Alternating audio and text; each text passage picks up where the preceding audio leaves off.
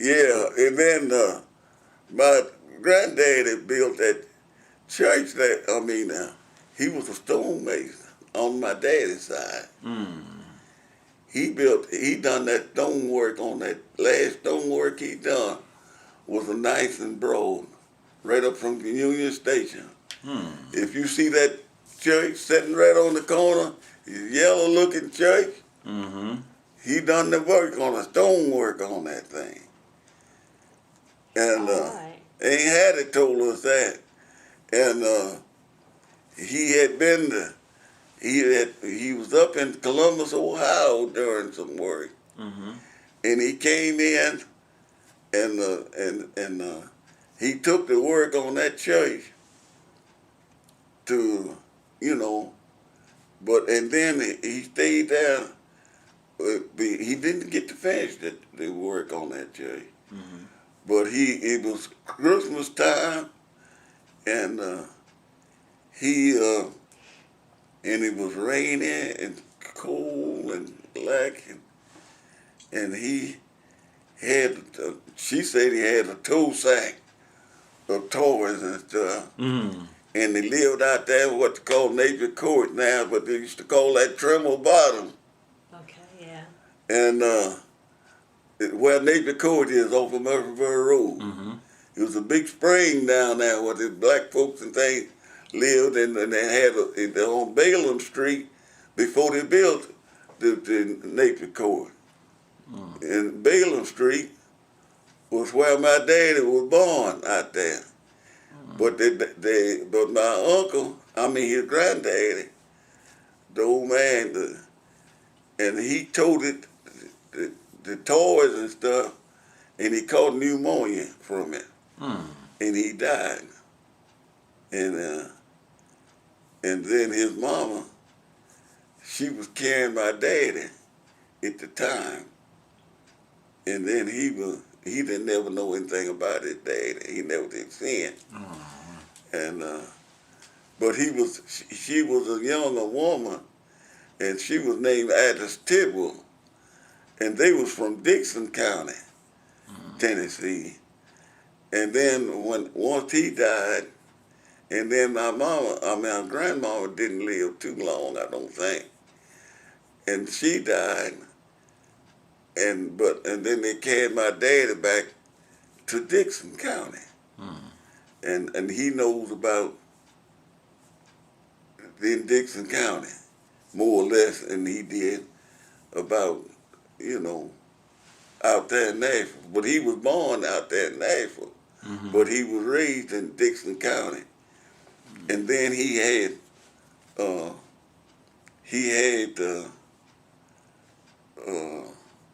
but he was the youngest of the family, and so he didn't like down there in Dixon County. Hell, he said they whooped him, and he lived in so many different families down there. And the Tidwell, he thought he was a Tidwell all the time for years, and they were mean to him. That's what he said. And they lived in a place down there they called Black John Holler. And black folks lived in there. And he said his Uncle Ike, now, and he said that he would tell us about stories about Black John Holler. And said he didn't ever want to go back there no more. And he run off from there. He coming to Nashville. And only way he knows to Nashville is follow the railroad tracks in those days. And they caught him in White Bluff and brought him back and whooped his do out of him. No. And then the last time, when he was 17 years old, he run off again. And he wanted to come to Nashville. And he met Mr. Tan Oakley, a big dude that looked like a Jew. And Mr. Tan Oakley took him in, and he knew my half-uncle, Uncle Renzo Galloway. That was his half-brother. He kind of looked like a white dude, too. And then he got in with him, and then He just come on into Nashville. And then when he got with Uncle Green Northern, he was a big shot there here in Nashville at the time. And Green had them big houses out there on Patterson Street. He had 2 homes out there. And he had Liberty Camp, Liberty Stable, and he had hacks from the Union Station. And Daddy said he had a telephone. And he was telling them about a brother had a telephone. They said, oh no, you know, there ain't no niggas with no telephone. And then they had and on Patterson Street, he had that big house, he had big piano in there. And he had his daughter, Mabel, was his daughter. He had, I never did see Mabel, but she died before I could remember her. I remember Cousin Lula, but they said, old man, Mose McKissick, remember him, the McKissick? Yeah. They contracted, they were architects. Architect, yeah. Well, old man Mose said that I loved Mabel. Said Mabel was a pretty girl. He said, but old Green is a big, tall, black man, you know, he mean, seemed like he was a mean man. Said, but I'm scared of old Green. Said, we sat in the parlor. Said, they come through that, said, I know it's time to leave. But Uncle Green, he was, my dad said he was got to be somebody here in Nashville. Him and this other dude. Well, then he had a son. One son, they called him Little Boy. And Little Boy got in some trouble. And Uncle Green tried to get him out of that trouble. And Little Boy and Uncle Green lost a lot of money. And he never did do much good after that. And a Little Boy and them, they robbed the train going out to the fertilizer place. You know, people used to pay off in money in cash. And even down when I was first got the jobs around Nashville and things, before World War II, you get paid off in envelopes, you know, cash money. People pay you off in cash money. I didn't see nobody pay it off in a check until I got to the Army. But, you know, and the Little Boy and them done that, and they called and got a coat, and they got in jail. And Uncle Green was trying to get Little Boy out of all these different kinds of trouble. And he was putting up money, and he put up bonds and things on him, and he just lost a lot. And but he was a big, tall, dark-skinned black man like me. But I ain't that big, tall than him, but he was big, tall, rough-talking dude.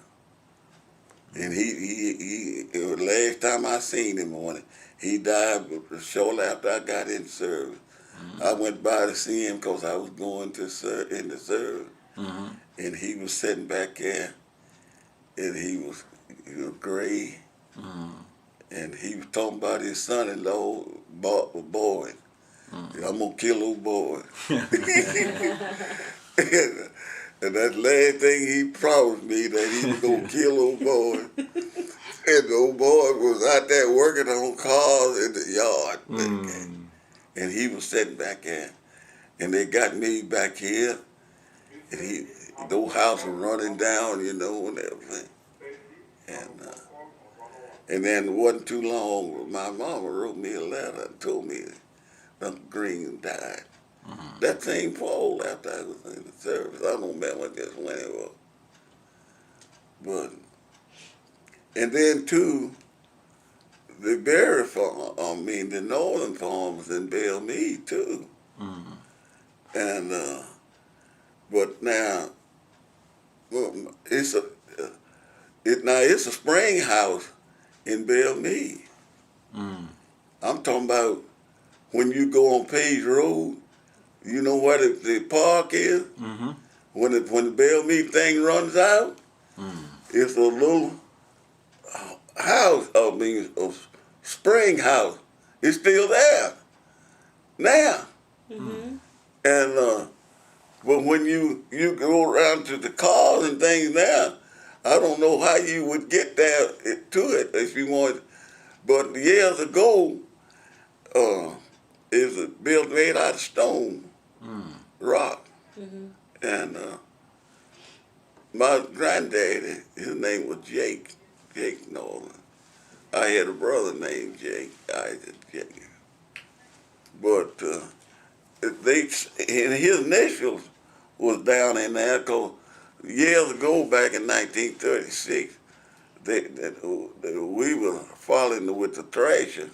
They was thrashing wheat and those in that things. And we got a job with the man during the thrashing work, and he was down in there with the Northern farm.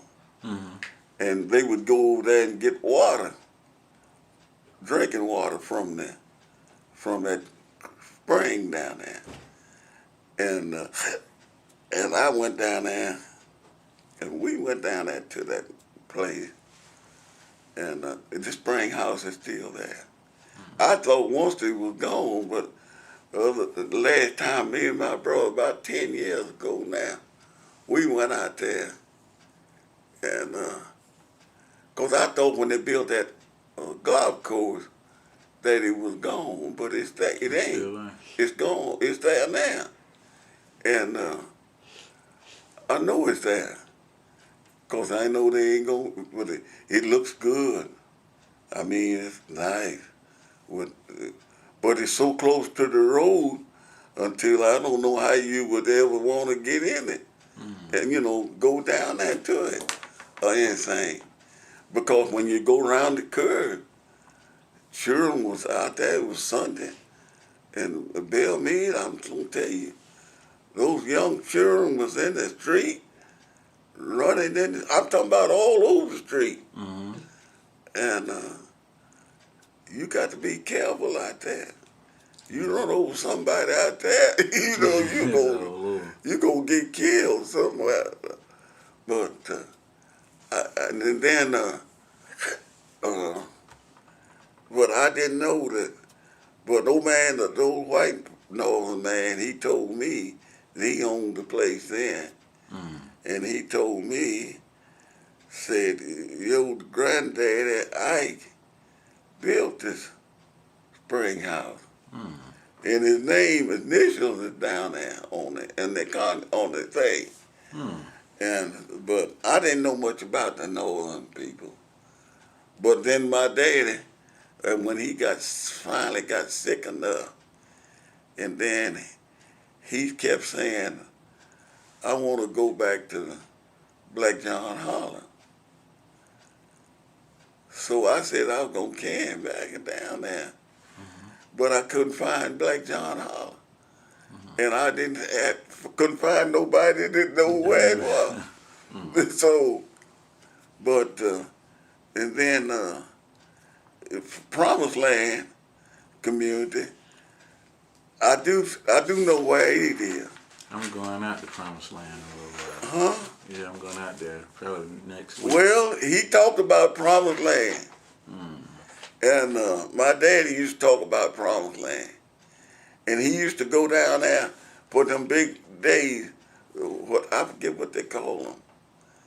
And, but I finally see some people from down there belong to my church.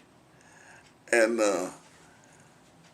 they, see my daddy, he never did like Baptist. My mama was Baptist, but he liked the Methodist people. And Promised Land had a Methodist church. And it's a little Methodist church down there now. and they got a sign out there.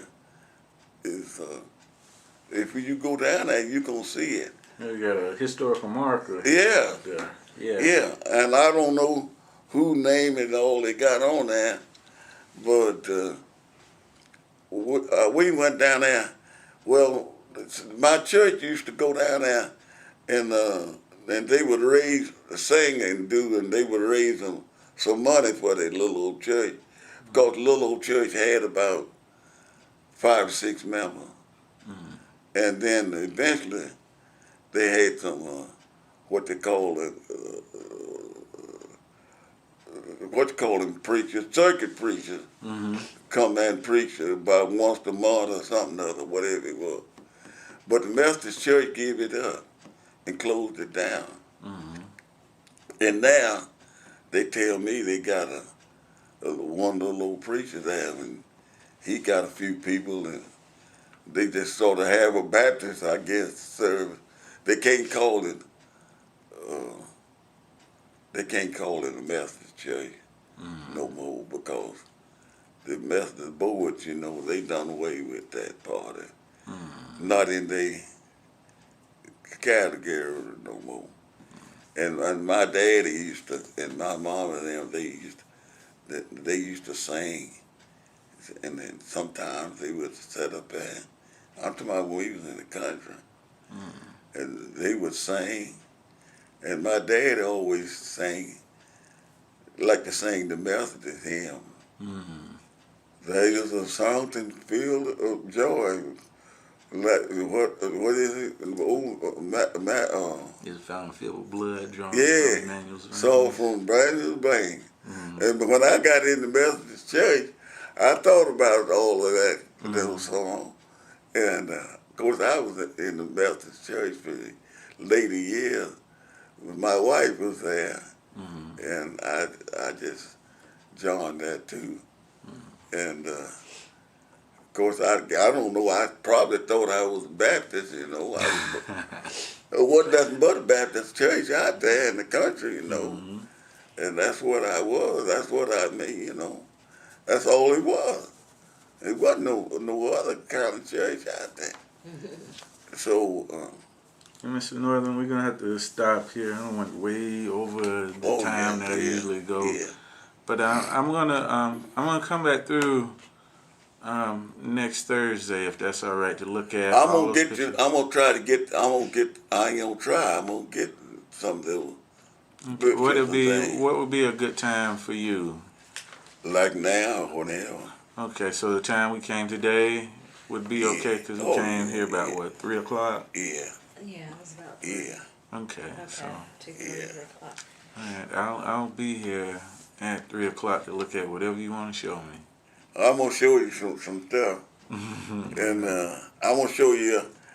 I will get together, because when my mama passed, that's when somebody had a little picture there, had a little old camera, and we had to get kind of close and everything, and he kept warning us about it, and we went out there back of my sister's house, and we took the pictures of everybody but my brother, the one that died earlier. So we got them. And then too, I had a nephew. He came to get together, and he was gonna bring and he carried my pictures away, and I wished I had never let him have the book, but I finally got the book back, but I lost those pictures. Oh. And but I'm gonna get some from my brother George and them, and I'm gonna get it together. All right. Okay. And I hope George can be over here Okay. and bring the pictures here with him. All right. I'm gonna see that he can do that.